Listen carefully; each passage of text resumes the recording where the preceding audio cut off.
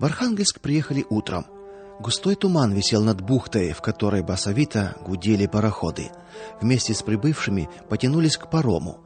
В дороге Луша узнала, что и ей надобно на ту сторону. Что из себя представляет та сторона, она еще не вполне точно уяснила.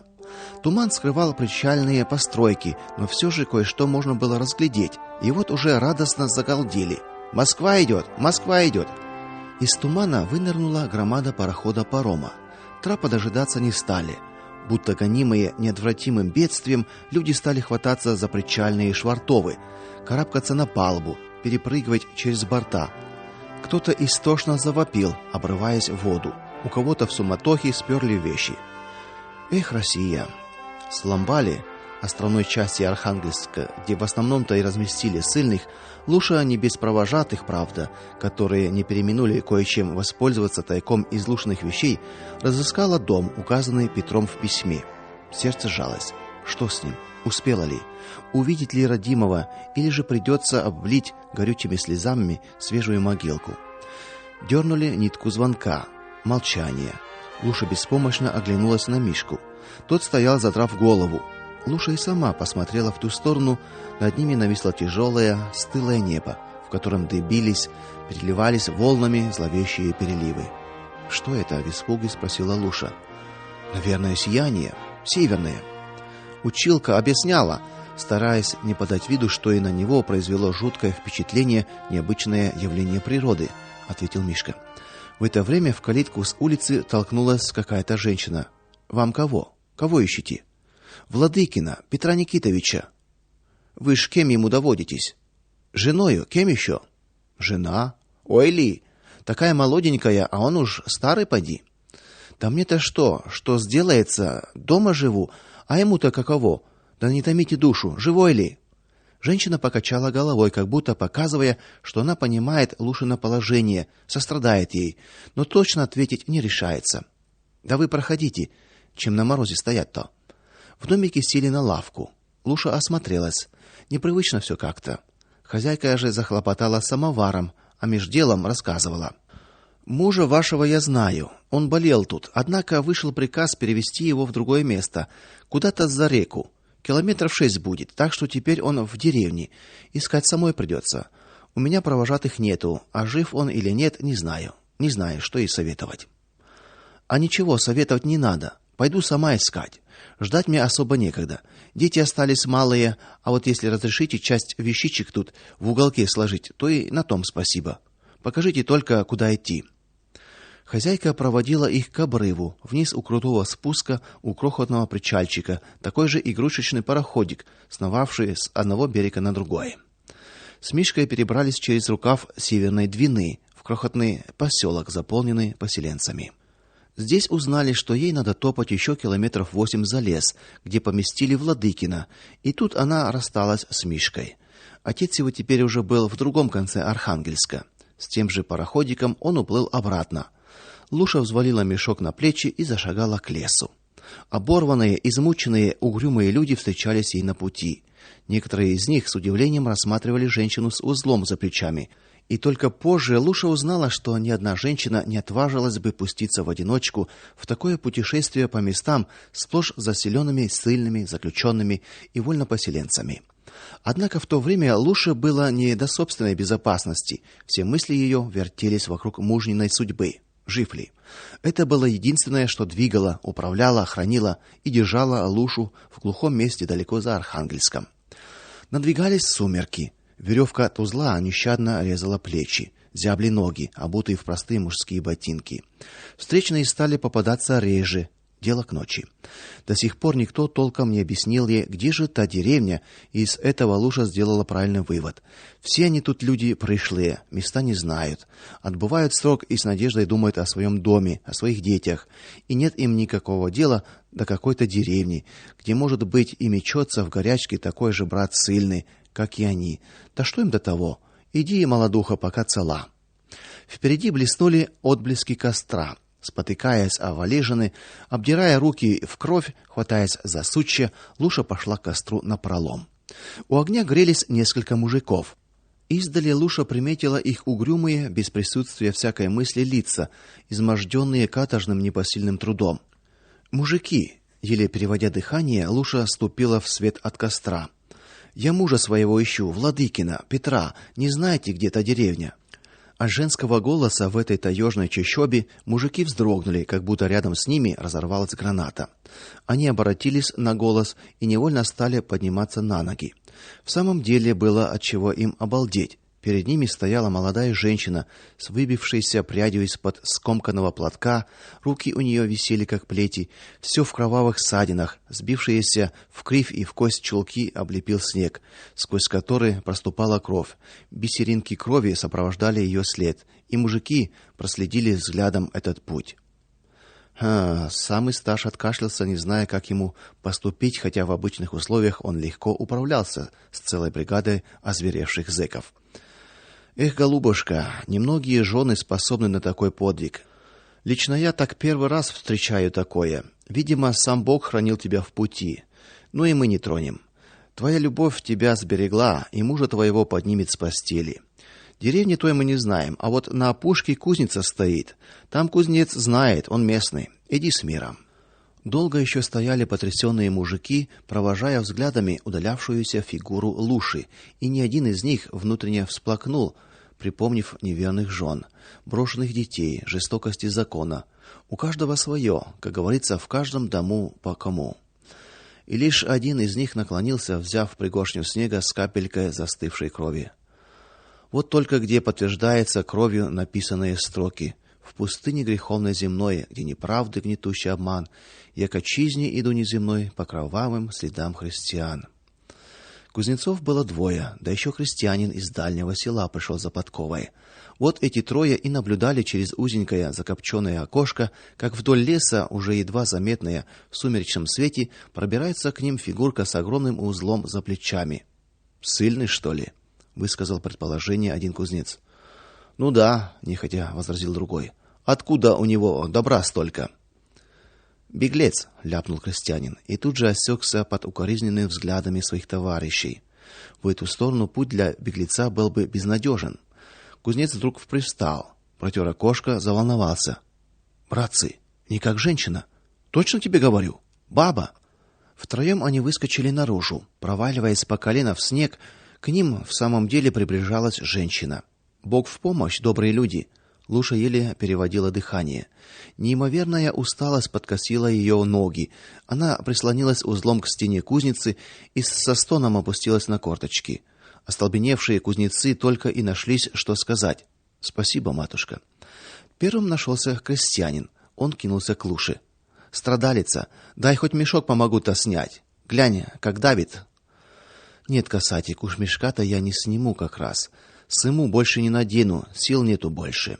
Из Москвы я пробираюсь к мужу, не знаю, застану ли живого. Плутаюсь по чащобе, никто не знает, где та деревня. Христа ради, скажите хоть вы. Тут старший из кузнецов пришел в себя и захлопотал.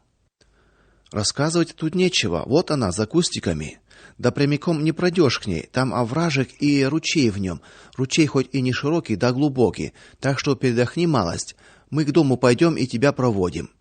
Да что ты, батюшка, как можно ждать? Нет уж, я пойду. Тут может каждый час дорог, а ты передохни да пожди. Бог поможет. Самое страшное уже прошла. Страшное у тебя еще впереди, глуховато произнес молчавший до того кузнец. Тогда иди, старший махнул рукой в сторону деревни. Вот по этой стежке и топай. Там ручей-то помельче будет. Не сумеешь, вернись, тогда поможем. С трудом Луша оторвалась от спасительной стенки. Кузница осталась позади. Вот и овражек. Да это только сказать так, овражек. Яр, в глубине которого дымится черный ручей. Кое-как сползла долу, пошла вдоль ручья. Широк, однако же. Поплелась вдоль ручья, выискивая место поуже. Вот она, и колышек рядом. Ни одна она, видно, скакала тут через воду. Преодолев водную преграду, свалилась наземь. Хотела передохнуть, узел с плеч сняла, но вспомнила о том, кто хранил ее и помогал в дороге. Долго молилась, благодаря Господа за помощь в пути. Уже воздавая вечную хвалу Богу Отцу, Сыну и Духу Святому, почувствовала жжение в том месте, где приходилась веревка от узла. расстегнула фуфайку, попробовала поднять платье. Не тут-то было. От запекшейся крови платье плотно прилипло к телу. Кровь уже просочилась наружу. Кое-как подложила тряпку и вновь приладила мешок. Подвернувшиеся ребятишки указали ей нужный дом. Робко переступила она порожек. В первой же комнате она увидела 4 кровати. Людей не было, хозяева не выходили. Тяжелый спёртый воздух ударил в нос. Невольно Луша даже зажмурилась. Она стащила узел с плеч, огляделась, и сердце сжалось в испуге. Одна из кроватей, точнее какая-то груда, лежащая на кровати, была прикрыта ее одеялом. Это она дала его в дорогу мужу. Это же ее собственное одеяло. Она шагнула к этой кровати. В этот миг скрипнула дверь. Испуганное лицо хозяйки показалось в ней. Кто вы? Что вам тут нужно? Сюда нельзя, быстрым шепотом заговорила она. Простите, я мужа своего ищу. Вот одеяло мое. И уже не слушая хозяйку, шагнула к кровати, откинула одеяло. Бесформенная туша с каким-то подобием головы тяжело сипела через крохотное отверстие, напоминавшее рот человека. Петя, не помня себя, в ужасе отшатнулась Луша. Опухшие ниточки глаз слегка дрогнули, в них мелькнули проблески теплившейся жизни. Туша слегка пошевелилась, раздался стон, не стон, но в нем преданная жена уловила собственное имя Луша. Из опухших подбровий скатились бусинки слез. Одинокий, всеми заброшенный, больной и голодный, с глазу на глаз с приближающимся смертным холодом лежал в суровом северном краю верующий христианин Петр Владыкин, осужденный на эти муки сатанинской властью тьмы. Бог же не оставляет своих детей, и в этот раз милость Божья в лице верной жены, проехавшей и прошагавшей полстраны, оставившей кровавые следы на многочисленных ее тропках, принесла ему спасение. Луша в отчаянии упала на одеяло, заголосила, предчувствуя еще более тяжкие испытания, но у мужа не нашлось сил даже поднять руку, чтобы ободрить ее. Едва слышно просипел дырочкой рта: "Не бойся, Луша, я не умру. Я выздоровлю. Сам Бог послал мне тебя для исцеления. Он открыл мне, что я должен еще потрудиться для него. Поднимите меня". Женщины с трудом приподняли опухшее тело. Петр жалостливо поглядел на жену. Поесть принесла ли? Есть, харчей притащила довольно. Сейчас мешок развяжу. Ты только понемногу ешь. Я тебя буду кормить часто, но понемногу. Петр с жадностью поглощал поднесенные куски, а один раз даже попытался схватить кусок, протянув растопыренные, уродливо отекшие пальцы. Луша с болью отвела взгляд от этой картины. Тело Петра настолько опухло, что не было возможности надеть на него белье. Только тулуп и накинули на голое тело. Пришел хозяин. Луша попросила истопить баню. Хозяин кивнул, дескать, не против, но ты уж сама распорядись. Вышел за дровами. Луша принялась распоряжаться. Вдвоем с хозяйкой подперли обессиленное тело Петра и кое-как дотащили до бани. Тут возникли новые трудности. Тело Петра никак нельзя было протиснуть сквозь двери. На подмогу хозяин кликнул сына. Вот так вчетвером воздрузили Петра на полог. Хозяин подавал жару, и больной пролежал в немыслимой и для нормального человека температуре почти 3 часа. Из бани вышел уже с помощью одной Луши. Стали советоваться, что делать. Ясно было одно: лечение надо продолжать. Решено везти Петра в город. Новые испытания выпали на долю Луши. Надо было умудриться, не привлекая внимания к обезображенному телу мужа, найти лодочника, перевести Петра к пароходу, оттуда добраться до города, а кругом начальство. То и дело встречаются конвойные, сопровождающие зэков. В городе надо найти такую больницу, в которую согласились бы принять больного. Ох, как тут не зарыдать на ступеньках очередной такой милосердной палаты. Врач, который, брезгливо посмотрев на телегу, где лежал опухший Петр, отказался наотрез. Возчик равнодушно похлопывал кнутовищем по валенкам, лениво цедил: "Да не убивайся ты, эко не видаль хворь. Чай и здоровые помирают". И вот именно он, грубый, безразличный, казалось, к любому человеческому горю, нехотя подтолкнул Лушу и кратко сказал: "Ладно тебе, Будя, едем со мною". Телега завернула за угол. Возчик скомандовал: "Тррр!" и стукнул в калитку. Из дома вышел пожилой сутулый человек. Молча взглянул на возчика, перевел взгляд на Лушу, с нее на бесформенное тело Петра. Молча понял происходящее, кивнул головой. Рассказывай, мол. Захлебываясь в слезах, Луша описала положение дел как могла. Все так же, не произнося ни слова, человек вынул листок бумажки, что-то быстро чиркнул в нем, сложил, протянул Луше. И тут впервые заговорил. Поезжай в больницу, он знает, кивнул в сторону возчика. Там скажете, что от меня. И не говоря больше ни слова, повернулся и скрылся в доме. Ну вот, все так же безразличным тоном бормотал возчик. А ты хныкала. Господь все знает, где и как. Но, милая, в приемной больнице Луша подала записку. Тощая старуха в белом халате глянула только и сразу же куда-то заспешила, кинув на ходу: "Сиди тут, дожидайся". Ждать пришлось недолго. Из коридора вынырнул полный мужчина в сопровождении той же старухи и, приближившись резким тенорком, но довольно любезно спросил: "Ну-с, так это вы записочку принесли-с?" "Я", оробела Луша. Страха, однако, почему-то не испытывала. "Пойдемте-с в кабинет". Скромная комнатушка, которую доктор именовал кабинетом, была вся уставлена медицинским оборудованием. Доктор сел за стол. Луше уже и повернуться негде было. "Вы не стесняйтесь. Вот тут присаживайтесь.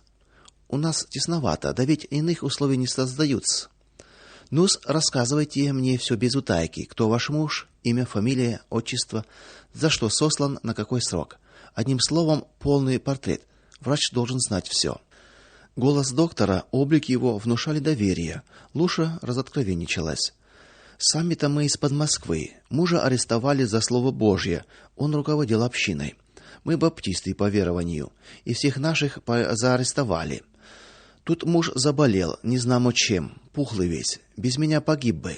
Ну и со мной не легче. Вон уж какую больницу объезжаем, а все не берут. Дома у меня 3 детишек, да старуха-мать. Вот и все".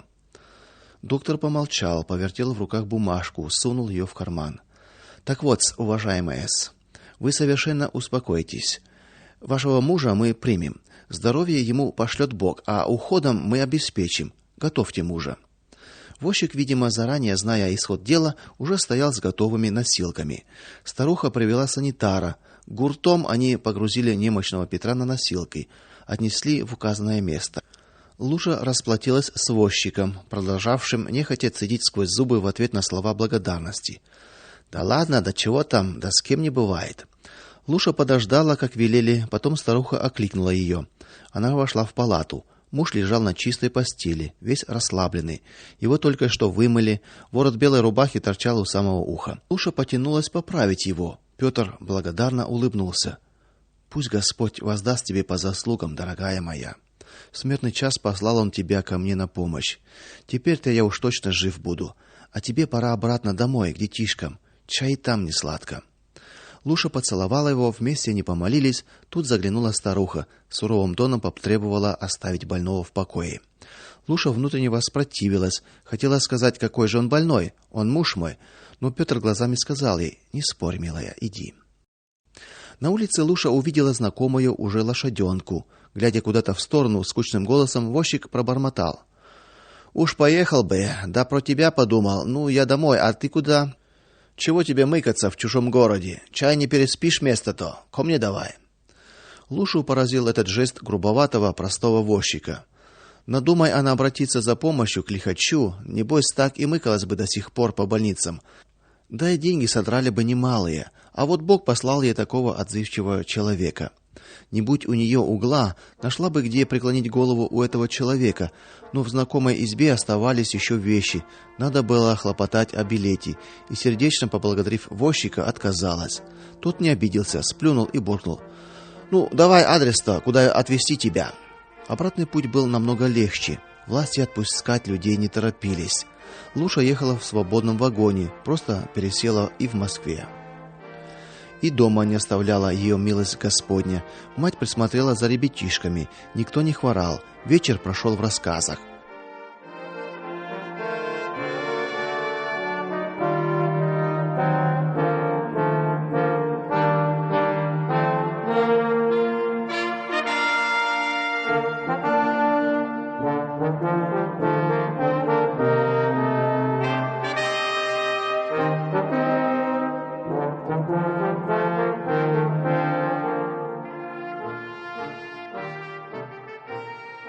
Месяц прошел, ни строчки. Луша истомилась душой, глаза проглядела в окошко, ожидая почтальона. И вот знакомый стук в калитку. Владыкина, принимай письмо. Луша кинула взгляд на конверт. Адрес написан знакомым почерком. Слава богу, жив. Петр сообщал, что к великой его радости врач оказался верующим, ухаживал за ним как за детем. Поправлялся он быстро, уже здоров, выписался из больницы, устроился работать сапожником. Место для поселения отвели ему в 30 километрах от Архангельска, на берегу речки, в поселке Рикосиха. Соседи хорошие, семья из верующих. Прошел почти год. Письма шли регулярно. Луша кое-как справлялась с хозяйством. Петр уже подсчитывал время до окончания ссылки, и все бы можно было перенести, кабы не одно обстоятельство. Однажды к Луше забежал Мишка, сын Кухтина. А мы на Кавказ собираемся. Говорю это по секрету, папка велел. Ты же знаешь, и 1,5 года не прошло, как его отпустили. Что ж твой не хлопочет о прощении? У Луши от удивления подпрыгнула бровь. Хлопотать о прощении? О чем ты, Миша? Да и как это? Мишка только отмахнулся. Что, мол, говорить с глупой бабой? А у Луши снова затревожилось сердце. Как же это так, что Кухтина освободили по какому-то прошению? Ссылали будто вместе, срок давали один, а возвращается порознь. В чем тут дело? Надо поехать к Петру. Сказано, сделано. На сей раз сборы были короткими. Время изменилось. Кажется, уже всех попересажали. Можно было и телеграмму дать. По телеграмме и встретил ее Петр. Расцеловались и поехали в поселок. По дороге говорили о том, о сём, все больше о хозяйстве, детях, да Петровой работе. А в доме Луша напрямик спросила о Кухтине. Петр замялся, повздыхал, походил по комнате, потом вытащил какую-то бумажку, разгладил ее. Тут просто не расскажешь. Но в общем так. Пришел ко мне Кухтин, как-то под вечер дело было. У меня заказ срочный был, так я на дому работал. Вижу, он мнется. Спрашиваю, в чем дело. Он мне: есть возможность сократить наш срок пребывания в ссылке. У меня и глаза на лоб. Как же это так можно? А вот так, отвечает. С лукавым надо по лукавому. Надо жизни спасать. У нас дети остались, как бы по миру не пошли, а тут не знамо, как повернут дело. Ты же, дескать, не лиходей самому себе. Неужто не хочешь к семье вернуться? А сам бумажку-то вот эту в руках крутит и крутит. Что, думаю, за такая бумага? А он будто мысли мои читает. Вот, говорит, я уже бумажку подписал. Мне велели собираться, на той неделе документы пришлют. И тебе советую. Я даже образец захватил. Читай. Петр протянул Луше мятую бумажку. Это был стандартный отказной бланк, на котором, впрочем, была уже вписана фамилия Владыкина. Я, Владыкин Петр Никитович, осознал, что мои религиозные убеждения и действия, за которые я наказан, действительно против нашего общества, и наказан я правильно. Поэтому прошу простить меня и отпустить к семье. Впредь этого распространять не буду. Место для подписи. Ну вот, теперь как же ты мне, Луша, посоветуешь, подписывать аль нет такую бумагу? И прямо глядя в глаза жене, Петр размашисто припечатал бумагу к столу. Луша соображала недолго. Кажется, тут был только один выход. Подписать такую бумагу самое последнее и негодное дело. Брось ты ее. Так поступать не надо. Божья воля, он уж нас сам рассудит. А тут вроде бы надо отрекаться от Бога. Нет, не надо. Жаром обнял жену Петр Владыкин, расцеловал и украдкой смахнул слезу. Вышло, как он и думал. Вместе они, вместе. Так и я ответил Кухтину. Николай Васильевич, говорю ему, ты постоянно хитрил да лукавил. А есть такое, брат мой, что надо правду говорить. Насчет же твоего правила с лукавым по лукавому, так отвечу. Страшна участь ленивого и лукавого раба. Избавь от нее меня Господь. Насчет же спасения жизни, не нам с тобою о том задумываться. Я до того, как уверовал, столько раз ее спасал, а все одно ходил над пропастью. Если б не Господь, уже давно бы и кости мои сгнили в навозной куче. Только теперь я знаю, что моя жизнь спасена, и я в руках Божьих. И за семью у меня нет беспокойства. Не я ее спас от голода, а жена моя приехала ко мне и спасла от смерти. Давно говорят и дивно, я был молод и состарился, но не видел праведника оставленным и потомков его просящими хлеба. Бумажку твою не принимаю, и образец этот свидетельство твоей неверности, а не моей. Буду ждать избавления из рук Господа, не НКВД. И правильно, Петя, миролюбиво сказала Луша, видя, как волнуется муж, вспоминая пережитое. Давай помолимся на коленях. За ужином Петр пересказал все новости и к концу помрачнел. Глубокая скорбь посетила нас. Отошел в вечность дорогой наш брат Белавин. Да-да, тот самый, который видел тебя в лесу. Ты говорила, что он направил тебя к кузнецам. Он мне рассказывал, как ты появилась в лесу у костра, вся истерзанная, в крови. Узнал, что ты моя жена, и заплакал. За мной, говорит, никто не приедет, никто с постели не поднимет. И как в воду глядел, заболел, промучился бедолага. Он из Москвы, где-то на Гороховской жил, недалеко от гостиницы Фантазия. Жена у него больная, дети перепуганы. Как-никак брат был видным проповедником по Москве, многим известный. Телеграмму я отбил, да что толку, вряд ли приедут. А надо бы схоронить по-христиански. Снесли в морг, надо нам проводить его, что ли?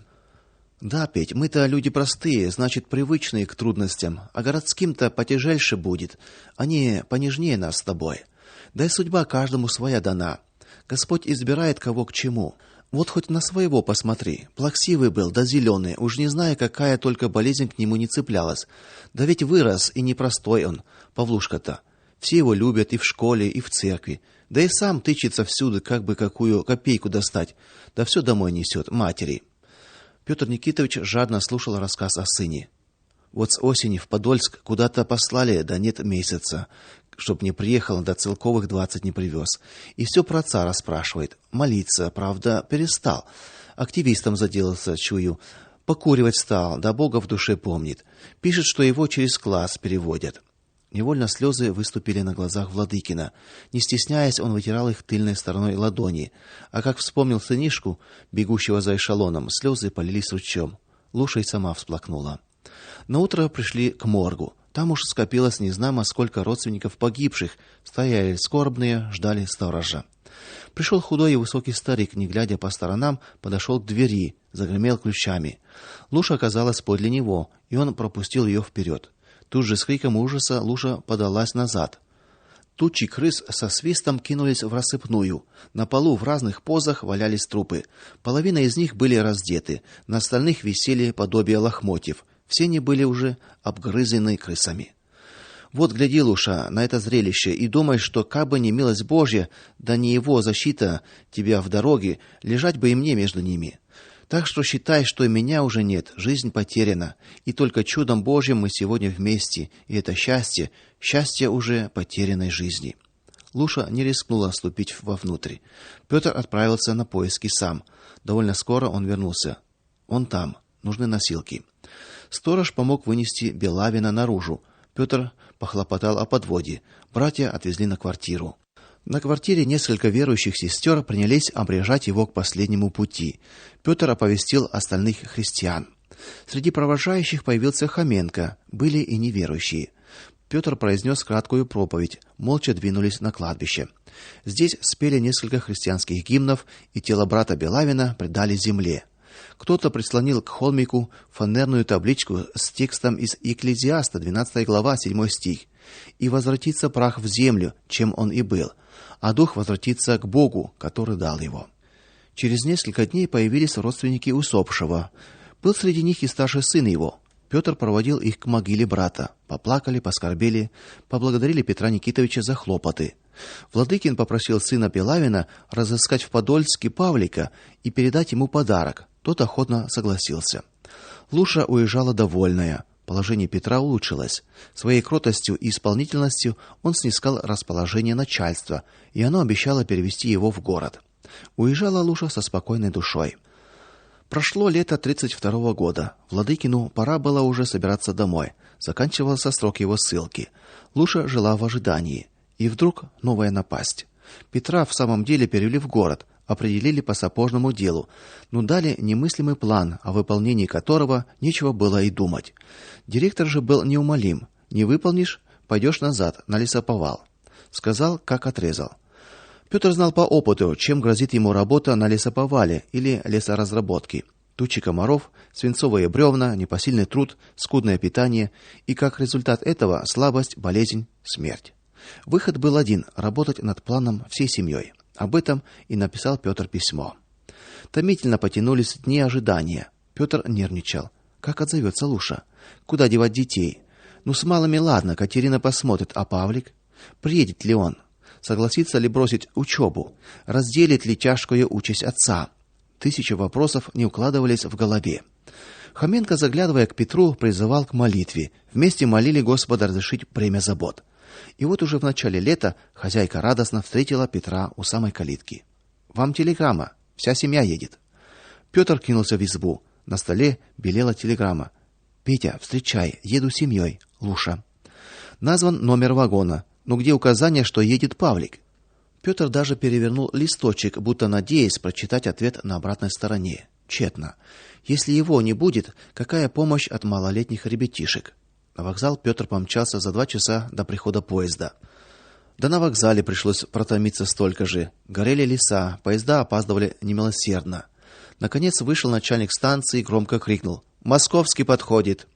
Звякнул колокол. Распуская клубы пара, к перрону подходил долгожданный состав. Толпы встречающих облепили вагон. Петр со страхом ожидал в сторонке. Наконец вышли самые нетерпеливые и счастливые от встречи, они закупорили проход. А сзади вытягивали шеи те, кто уже видел родственников, но не имел возможности кинуться в их объятия. Ну вот разобрались. И тут в тамбуре за спиной высокого юноши показалась Лушина косынка. Петр кинулся к ней. Но уже передавали ему детей. Он обнимал их, плакал, те испуганно сжались к маме, а Луша улыбалась. Да это же наш папка. Чего ревете-то? Ну а главное-то, что не целуешь? Петр поднял голову. Перед ним стоял высокий, стройный юноша, тот самый, который загораживал Лушу в тамбуре.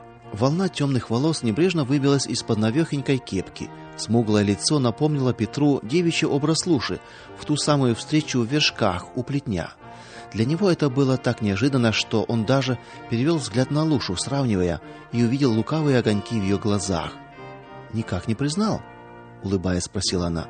"Да Павлик это". И тогда Петр пришел в себя, шагнул навстречу сыну, протянул ему руки, тот сделал шаг навстречу. "Павлик". "Ну, слава Богу", вытирая подступившие слезы, тихо проговорила Луша, ожидая своей очереди.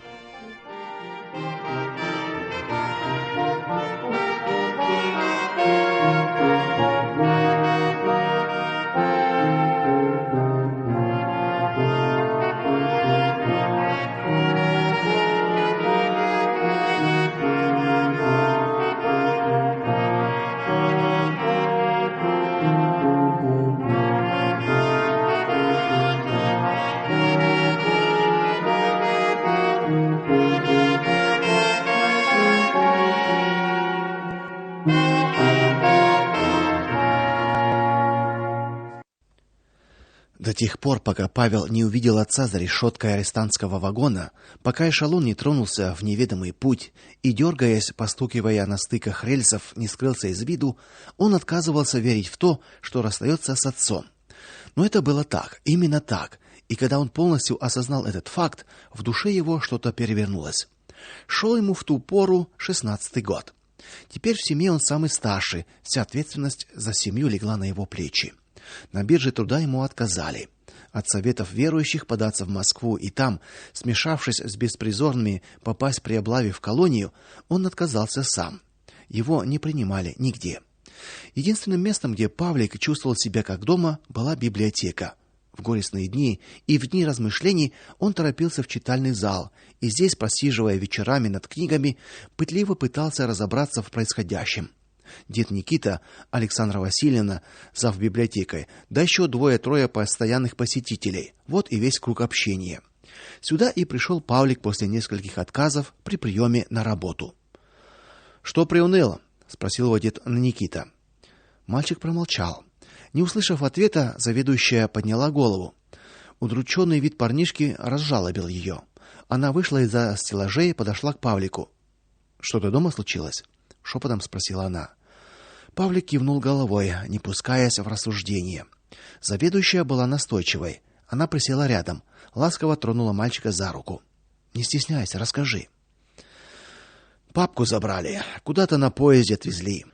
Заведующая понимающе покачала головой. В те времена аресты не были новостью, и удивляться тут было нечему. "А дома кто же остался?" "Я да мамка, да сестра с братиком, малолетки". Подошел дед Никита, сел рядом. Чем питаетесь-то? А ничем. Карточки отобрали, как только взяли отца. Пошел на биржу, там, говорят, не берут детей лишенцев. Ходил в другие места, тот же ответ. Бесполезно. Мамка куда-то ходит, побирается, что ли. Но сухарики приносит, да то, что от мышей остается, доедаем. Что тут можно сказать? Чем помочь? Дед и заведующая только покачали головой, переглянулись понимающе между собою и разошлись. Павлик продолжал листать книгу. Это была книга о беспризорниках, называлась «Домби и сын».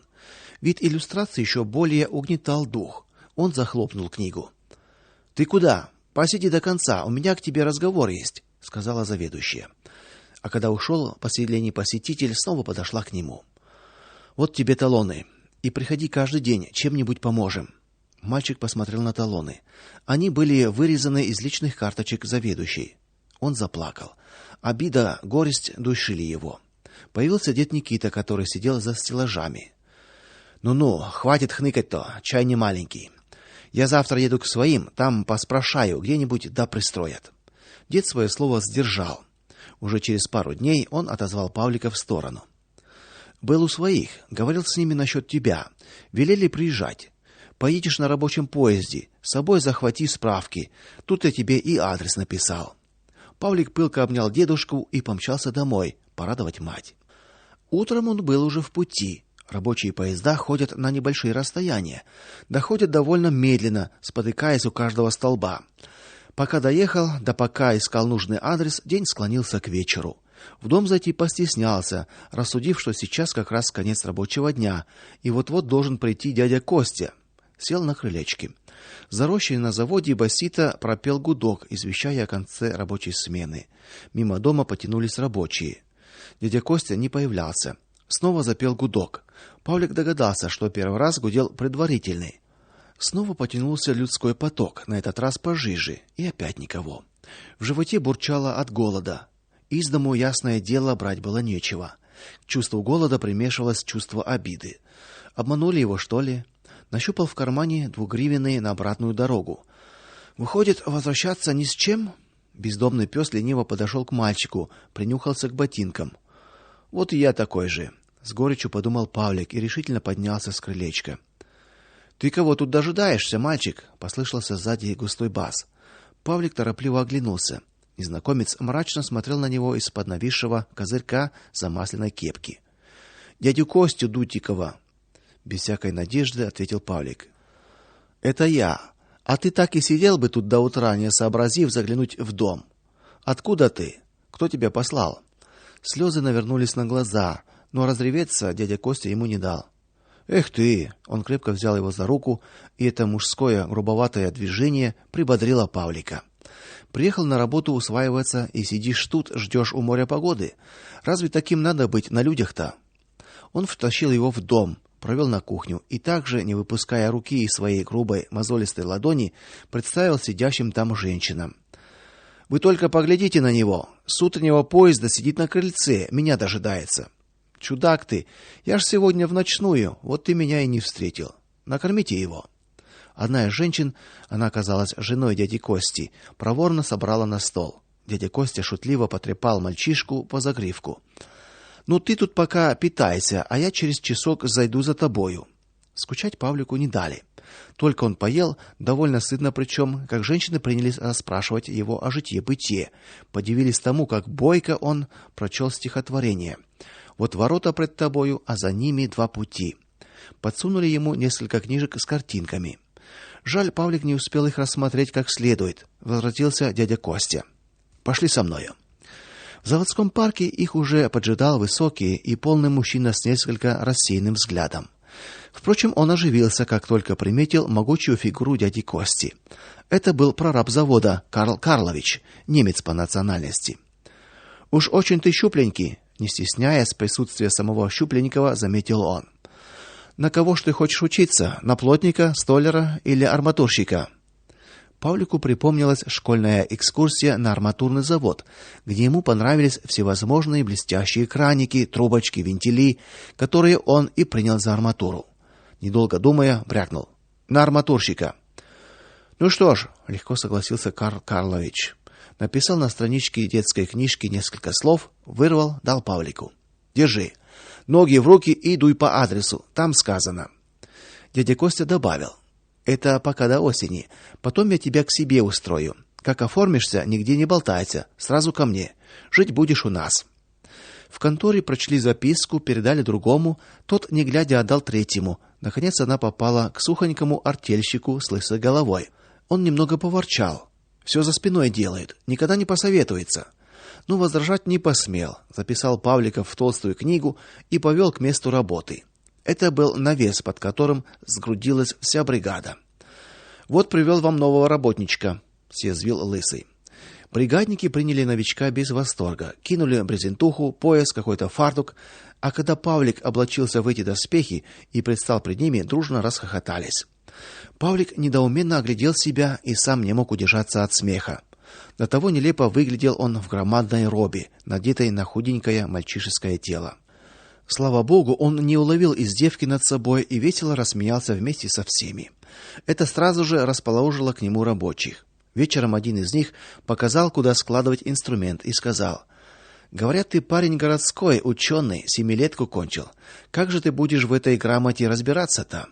Он махнул в сторону ржавых хомутов, скоб и прутьев, в беспорядке валявшихся там и сям по всей площадке. Тут только Павлик сообразил, что его представления о профессии арматурщика были ложными. Она не имеет ничего общего с теми блестящими штучками, которые он видел на арматурном заводе.